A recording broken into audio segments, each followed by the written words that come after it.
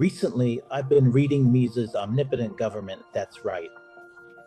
Before this live stream started, I thought of using one sentence to describe how people define an economist like Mises. He has already become one of the world's intellectual emperors, forever part of humanity's chain of imaginative wisdom. This was actually written by Mises himself in the eulogy he wrote back then. Why do I say this? Someone once said, if you haven't read Mises' books, then you're actually very lucky, because you still have such great books to enjoy, such wonderful things to discover. And if you have read them, you're also very fortunate, because you'll infinitely improve your reading skills and your thinking, and of course, you'll also raise your expectations and aspirations for books, knowledge, and ideas. Mises once wrote the book Human Action. So why does today's society emphasize reading and the importance of reading? Because many real-world problems we face. Why did I title this talk Consumer Services and the Path to Wealth Growth in Times of Change? Opportunities in the consumer market? Well, right now we're actually in a period of change that hasn't been seen in 100 years. If we look back, this is similar to the time before 1921. In the 100-year history of our republic, personally, I think that from 1949 to today, there haven't been many people who could truly propose a century-long vision and actually implement this unprecedented change as an action plan, a program, or a fundamental national policy. Right now, we're at such a historical turning point. As for this unprecedented change in 100 years, from today's perspective, part of it is that we need to break out of the historical cycle of the rise and fall of great powers. In this process of great powers rising and falling, we need to strive to become a winning civilization, to establish the Beijing Consensus, and to create our own path of self-sufficiency and self-confidence in development. Of course, this is very difficult. It's not easy.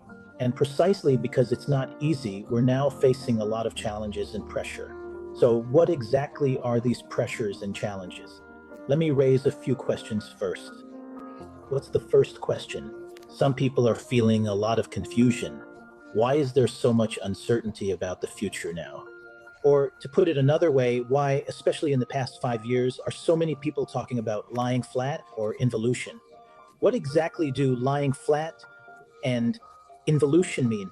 That's the first question. What's the second question? Well, in this era of lying flat and involution, as we face unprecedented changes not seen in 100 years, how do we address the issues of motivation and growth in our economic and social development, from individuals and businesses all the way up to the nation as a whole? So as a major country with lofty ambitions, how can we maintain a certain rate of growth and achieve these unprecedented changes, as well as carry out many of our planned social reforms? For example, as we've discussed before, when it comes to achieving common prosperity, how do we divide up this huge pie? How do we slice the pie, right? So what do these kinds of issues lead to? They prompt everyone, entrepreneurs, individuals, every single person, to observe and reflect on our society. Personally, I think that in these observations, when it comes to the structural changes happening in our society, we haven't analyzed or understood them deeply enough. The darkness has given us black eyes, but we must use them to seek out the light. In this historical context of unprecedented changes not seen in 100 years, the macro level shifts we're experiencing are also extremely significant.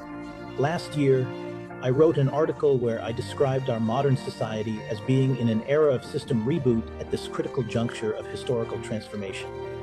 In the past, we lived in an era of mercantilism where efficiency was prioritized while considering fairness. But today, we may be entering a time where fairness comes first, with efficiency as a secondary concern. Our society is moving into a new era, a period of transition that advocates for fairness and justice, bringing new themes and opportunities.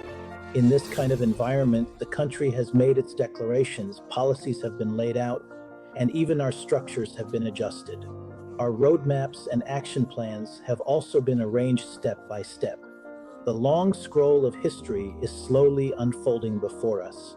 However, it seems that we haven't studied these matters thoroughly enough. Our summaries aren't deep enough, and our understanding isn't comprehensive enough. So, in the face of such major structural adjustments, changes not seen in 100 years, how do we as a society feel?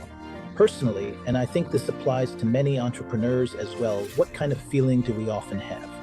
Feels a bit overwhelming, honestly. With so many factors piling up, economic downturn, geopolitical conflicts, debt crises, shrinking demand, supply shocks, all these elements together, plus policies being rolled out at different times, but in such a short period at a high frequency and intensity, it creates a kind of compounded policy effect. For us at this stage, it's brought about a relatively significant impact. It's as if the whole society has entered a kind of pendulum swing. Looking at the long term, I personally am optimistic and confident because the overall trend of social development is something that can't be reversed.